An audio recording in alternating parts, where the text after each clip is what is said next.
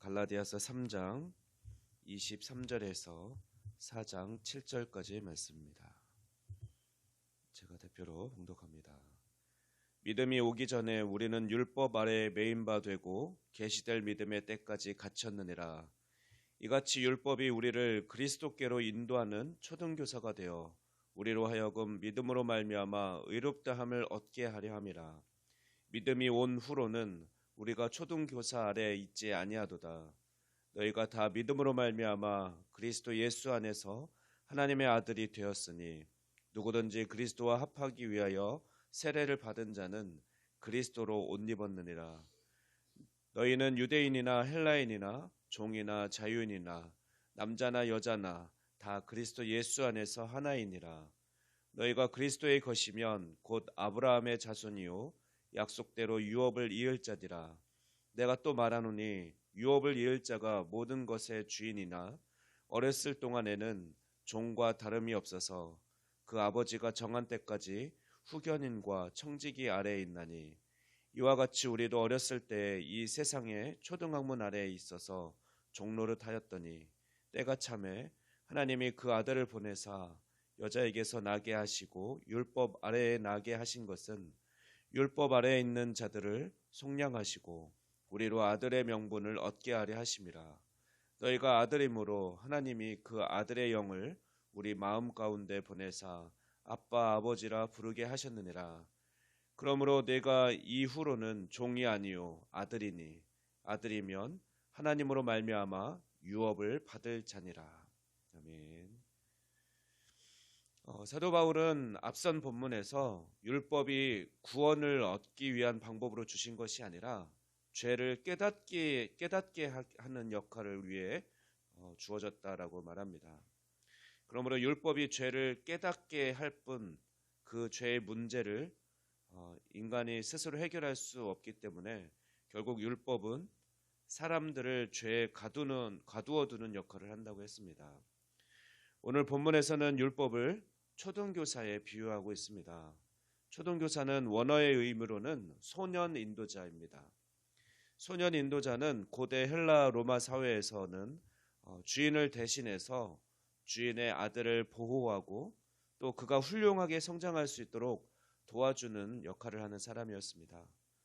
주인은 종들 가운데서 똑똑하고 체격이 좋은 사람을 소년 인도자로 선발해서 그에게 다양한 역할을 맡겼습니다.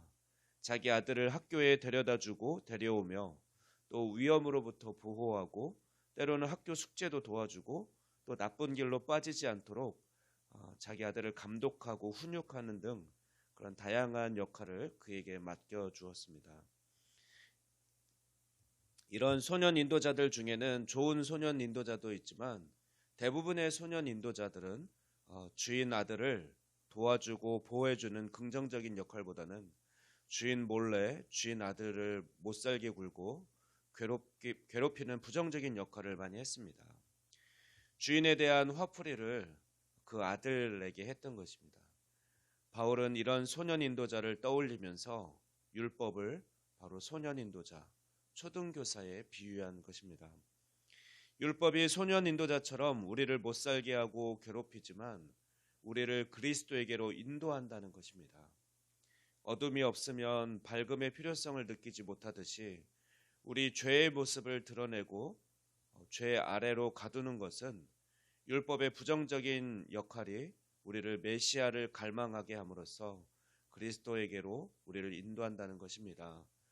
그러나 소년 인도자가 주인 아들에게 아무리 부정적인 역할을 한다고 해도 주인 아들이 만 16세가 되기 전까지만 영향력을 미칠 수 있습니다. 아들이 만 16세가 되면 더 이상 그에게 영향을 미칠 수 없었는데 주인 아들이 만 16세가 되면 그 소년 인도자로부터 독립할 뿐만 아니라 오히려 아버지를 대신해서 그 소년 인도자를 통제하게 됩니다. 마찬가지로 율법이 아무리 부정적인 역할을 한다고 해도 그 역할은 영구적이지 않고 오직 그리스도가 이 땅에 오시기 전까지만 그 역할을 할 수 있었던 것이죠. 예수님이 이 땅에 오신 후에는 그 역할은 중단됩니다. 그래서 바울은 오늘 본문 3장 25절에서 믿음이 온 후로는 우리가 초등교사 아래 있지 아니하도다라고 말씀합니다. 즉 우리의 믿음 대상인 그리스도가 이 세상에 오셨고 또 약속된 성령으로 새로운 구원 시대가 이미 시작된 지금 우리는 더 이상 율법의 지배 아래에 있지 않다라는 선언입니다. 그러나 갈라디아 교회에 들어온 거짓 교사들은 이런 자유로워진 갈라디아 교인들을 다시 율법의 지배 아래로 이끌려고 했던 것입니다. 바울은 아브라함이 하나님을 믿음으로 이롭게 된 것 같이 너희가 다 믿음으로 말미암아 그리스도 예수 안에서 하나님의 아들이 되었다라고 가르칩니다. 유대인이나 헬라인이나 종이나 자유인이나 남자나 여자나 다 그리스도 예수 안에서 하나이며 그리스도의 것이면 곧 아브라함의 자손이요 약속대로 유업을 이을 자가 되었다라고 말합니다. 또한 성령으로 말미암아 하나님을 아빠 아버지라 부르게 하셨다. 그래서 종이 아니라 아들임으로 하나님의 유업을 받을 자가 되었다고 우리 그리스도인의 정체성과 특권을 가르쳐주고 있습니다. 그렇습니다. 우리는 예수 그리스도를 믿음으로 더 이상 율법 아래에 있는 어린아이가 아니라 만 16세 이상인 하나님의 아들이 되어 하나님을 아빠라고 부를 수 있는 하나님의 아들, 하나님의 상속자가 되었습니다. 그러므로 자유함과 당당함으로 오히려 죄를 다스리고 하나님의 아들답게 아버지를 마음껏 부르며 하나님 나라를 누리며 살아가는 저와 여러분이 되기를 소망합니다. 기도하겠습니다. 우리를 죄의 속박에서 구원하시고 자유로운 하나님의 아들로 불러주신 놀라운 구원의 은혜에 감사를 드립니다.